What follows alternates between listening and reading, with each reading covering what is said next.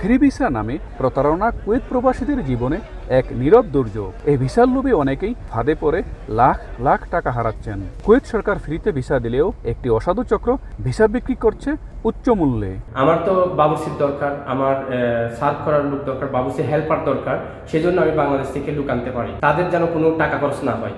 এই উদ্যোগটা যদি সবাই নিই তাহলে বাংলাদেশিদের উপকার হবে এবং আমরা দক্ষ শ্রমিক পেয়ে যাব। প্রবাসীদের সচেতনতা বৃদ্ধি, ভিসার মূল্য হ্রাস এবং অসাধু ব্যবসায়ীদের লাগাম টেনে ধরতে কুয়েতে নিযুক্ত বাংলাদেশের রাষ্ট্রদূত মেজর জেনারেল সৈয়দ তারেক হোসেন বিভিন্ন স্তরের প্রবাসী ব্যবসায়ী, সাংবাদিক, প্রফেশনালের সাথে বৈঠক করে বিভিন্ন নির্দেশনা দিয়ে যাচ্ছেন।